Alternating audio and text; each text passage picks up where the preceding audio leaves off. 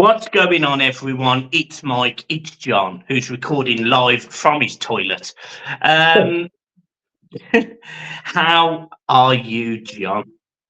Well, I've enjoyed the last couple of weeks with no Everton, but it's back to it on Saturday, isn't it? Back to reality, back to Everton. Hopefully not ruining our weekends. We do need a win. They've had a breakaway in Portugal. Hopefully it's done them. The Wales are good. They come back, hit the ground running and start getting some wins, Michael. Not the odd draw here and there and the defeats. We need to start registering 3 points from Saturday onwards. Yeah, you're spot on, John. And look, we go up against the Bournemouth side, which Ariola, the manager, for quite a long time at the start of this season, probably 10 to 12 games in, was under real pressure. You know, this was a team that were looking like they were going to get relegated. And he's managed to turn them into a team that have managed to go to Old Trafford and win 3-0. They've had some good home performances. They play very intense football, quick on the break, quick on the turn. They've got some skillful players. But I think it's also the same Bournemouth side that Everton, correct me if I'm wrong, but I think we've already beat them 3-0 this season.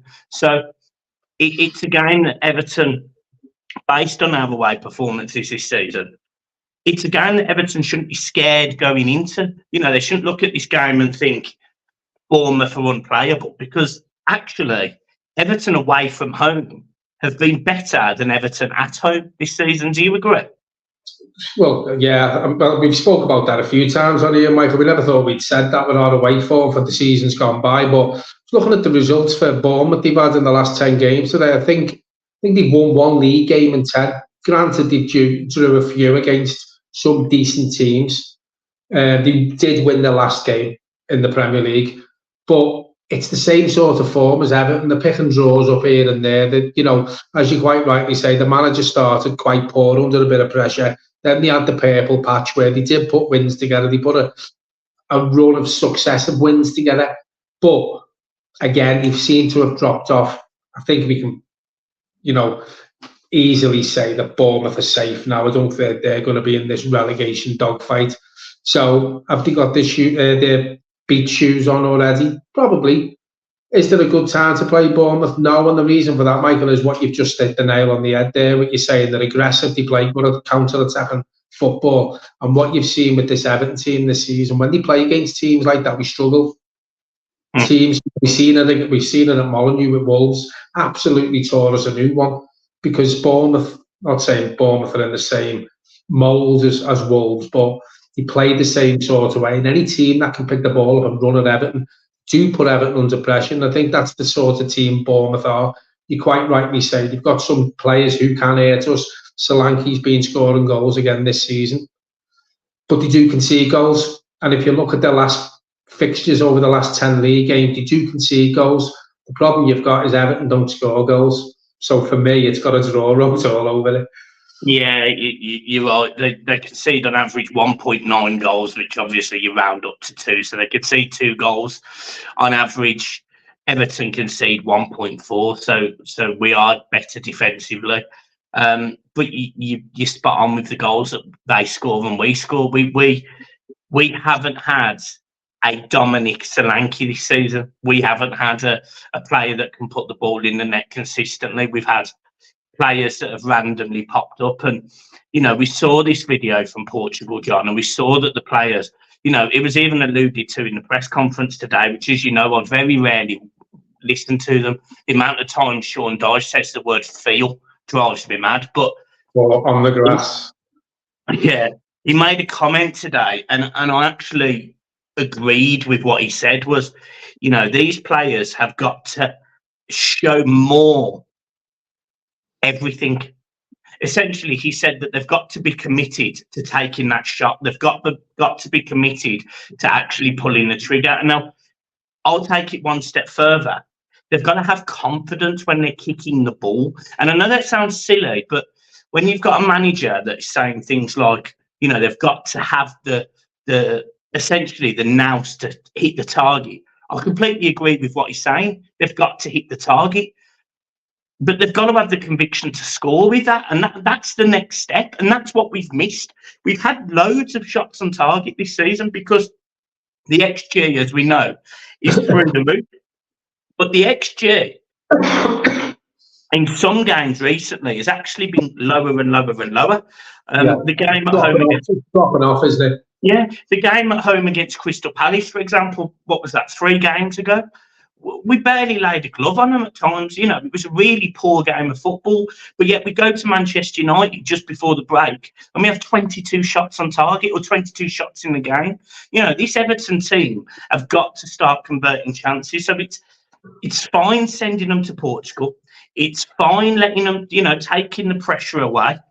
And I do think it's a positive that the first game back after that is away from home, because there isn't the pressure of the 37,000 Evertonians that are, you know, screaming, we need to score goals, etc. They've not got that pressure, but we need to see Calvert-Lewin scoring a goal. We need to see... Beto looks like he's got more about him to score the goal than Calvert-Lewin. We haven't seen enough of the younger lads. I need someone now to step up, take the game by the scruff of the neck and go, do you know what? I'm going to be your match winner today. That's what we need. You see, you mentioned the word conviction there when it coming from our centre forwards, Michael, when they're shooting. There's not really much conviction. You know, the powder puff shots, the P-rollers, the keepers aren't making worldies from the shots we're having. And again, we'll talk about the XG. You've just mentioned it there. Out of the XG that we've had, which is very, very high in Premier League standards compared to a lot of the teams in the Premier League, out of that XG, how many good saves are the opposition keepers making? They're not. You know, it's all right having these, you know, how many good saves or worldies are we making the opposition keepers make with this apparent XG that we've got? Not many. So that boils down to what you've just said, what he said in his press conference about having the conviction to proper have a go, to, you know, to hit the ball hard enough, to find the right angles, to hit it with a bit of pace, to hit it with conviction. We're not. But, you know, there's no... How many shots have you seen? It's like a P-roller, or it'll just P-roll wide, or the keeper will just come down and pick it up. No conviction whatsoever. So as you quite rightly say, we need a Beto, or we need a Calvert-Lewin, or whoever he picks, to step up and say, right, I'm going to score the most goals out of us centre forwards from now to the end of the season. I'm gonna tie my spot down in this team from now to the end of the season. I'm going to try and consistently score goals that the team needs to start picking up 3 points. And I'm going to start the season. I'm going to finish the season as the main striker from now. And that's what, whether it be Calvert-Lewin's come back from Portugal, he's had a little bit of a break. You know, he's so low on confidence, Calvert-Lewin, so low on confidence. I actually think Beto's probably playing with a bit more confidence than Calvert-Lewin, you know, because Beto come on a couple of weeks ago and he scored. Granted, it was offside, but he had the conviction to have that shot, and it was a great finish. It was offside. But he did it in the game against West Ham as well. He misses a penalty in the first half, and loads of players would have dropped their head, would have. And actually, in the second half, he really put in a shift, and he scores a goal. He scores a goal, and you know, that was a game yet again where Everton are in front, and they fundamentally throw it away from poor play, poor in midfield, poor defensively, which is the other side of the coin. We've started to see more of that. So we've gone from being a team that can't score but defended really well to a team that can't score and also can't defend. And that worries me now. And it's the confidence throughout the team. So taking them away, having that little break, yeah, I think it's probably a good thing. John, I wanted to ask you a question about where this Everton team are, because there is players in this team that are capable players. You know, we've seen it. We've seen the Arnaut Danjuma, for example, very capable footballer. We've seen Jack Harrison at times look capable, albeit not enough. We've seen players like Decore, 6 goals this season, look capable. We've seen Anana look capable, win a couple of headers, score a couple of goals. But what are we asking? What are these players doing where they don't seem to be kicking on that extra step?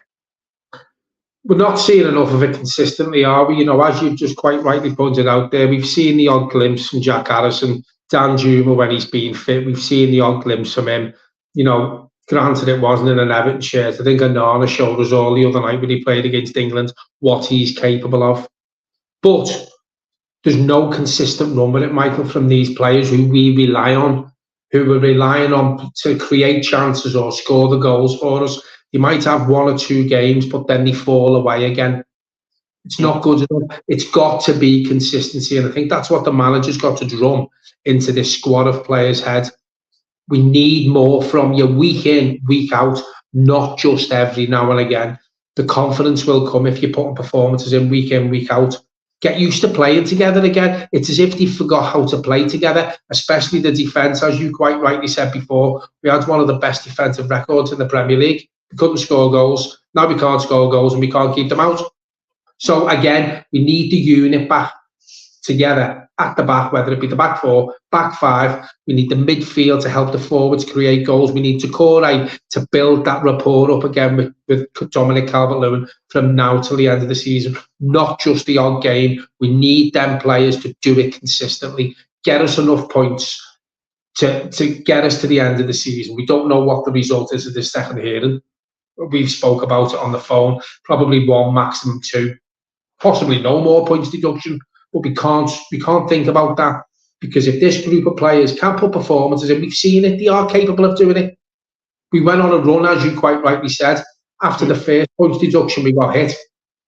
All right, we played Man United after that, but then we went on that run. So we know this group of players is capable of working together, putting a consistent run together, getting results, but it seems to have stopped. So we know they are capable. We need to start seeing that again from now to the end of the season, regardless of how many points we'll get hit by.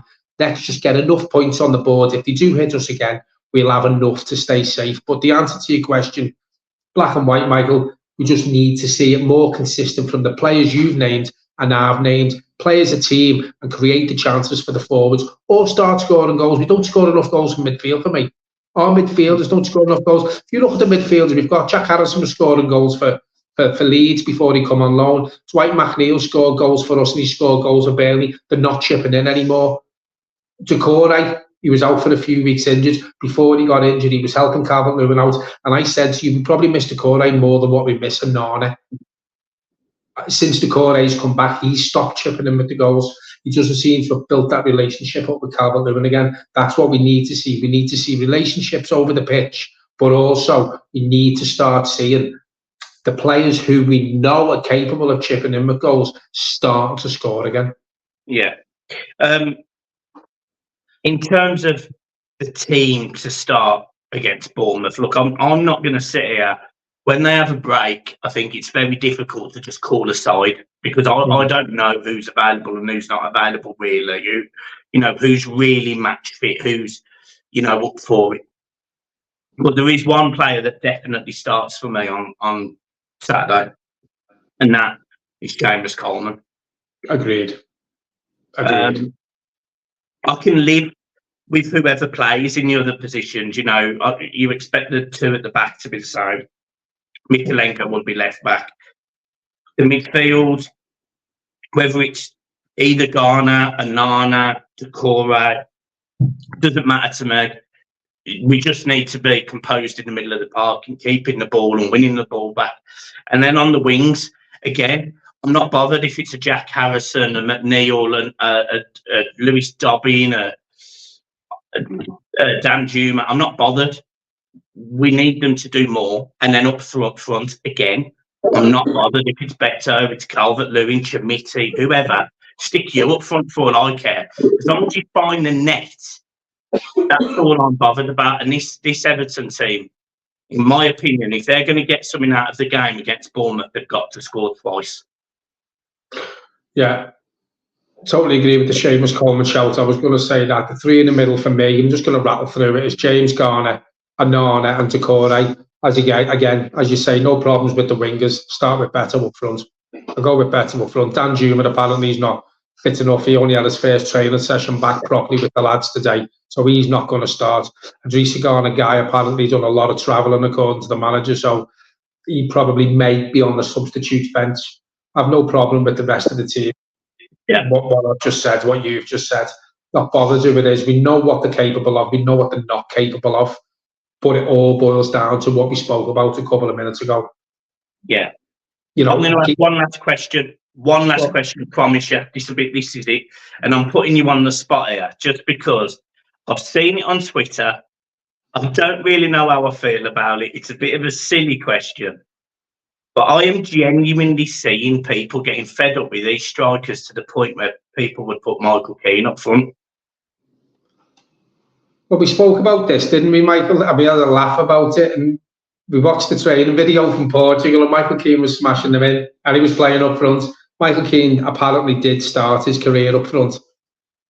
Do you know if the strikers aren't working? Beto's not doing it. He doesn't look like he's going to score. Calvert-Lewin comes on and low in confidence, doesn't look like he's scoring. I have no problem bringing Michael Keane off the bench and throwing him up front. I really, really wouldn't. Honest, I wouldn't. We've seen what he's capable of with the goal he scored against Tottenham last season. Or was it this season? I can't remember now. Last season? It was both. He scores a screamer against Spurs last season, and then he scores a lovely goal. I think it was against Bournemouth, where he hits it, keeper saves it, and he runs onto it and hits it again. Beautiful. Them two strikes we've just spoke about there, what Michael Keane scored about against Tottenham and Bournemouth. Let's look at it in perspective. The way our strikers are playing at the minute, do any of our strikers score 2 goals like that? No, they don't. And I know we're going to get down with the comments about putting Michael Keane up front. There'll be many who agree with us, but there never is anyway. But put it in perspective. Does any of our forwards, our proper forwards, if you can call them that, Calvert-Lewin, Chimiti, Dobbin, Beto, do any of them forwards score goals like Michael Keane, number 2 we've just spoke about at the minute? No, they don't. I have no problem putting them there. Fair enough, John. And I don't disagree that you just don't start in there, but you bring him on the last 10, 15 minutes, don't you? Whack him up. If you need to go, score prediction. Score prediction is 2-1 Everton. I go 2-1 or 2-1-1 or 2-2. Fair. Would you take a draw? I would take a draw, but that's only because it sounds silly, but we've got some fixtures coming up at home that we can win. So if we get draws away at places like Bournemouth, then I'm fine with that. As Newcastle's a tough game, but if Everton can then beat Nottingham Forest at home, beat Sheffield United at home, beat Burnley at home, then Everton are staying up. So that there's context to that. Yes, I would take a point as long as we don't blow it against the teams that we should be beating. And that's not a dig at them. It's just Everton at home would fancy their chances against any of those teams. I think you look at the teams around us just quickly before we finish. Probably may take it up to the 20 minutes. When you look at the teams around us, you've got to see how this points deduction affects Forest and how they get on with their appeal. You know, they're below us now. We haven't played since that. And also, you look at Luton, it looks like their bubble may have burst. Listen, Luton, this isn't a pop of Luton. Luton have been fantastic this season, in my opinion. They've played good football. They've got some good results. They put some great performances in, especially at home. But I just think the Bournemouth game the other week, when they were 3-0 up, got beat 4-3. And then they got beat, I think, their last game. It looks like the flame might be going out on Luton now. But we still have got to worry. The teams around us, they're not doing what they were doing. But as you say, when you look at the run Luton have got coming up, some of the games are absolutely awful for Luton at the minute. And then you look at our 2 away games, which we've got coming up, they are difficult. If we could get 1 draw, we'd probably take a defeat in one of them only because of the home games we've got coming up. Correct. Yeah, correct. Yeah. And for me, just a random shout, really. But if Luton get relegated, I think Ross Barkley will be an Everton player next season. I'd have no problem with that. I think Ross Barkley walks into our team. Into our team. And I know people are still calling him a rat, but listen, let bygones be bygones.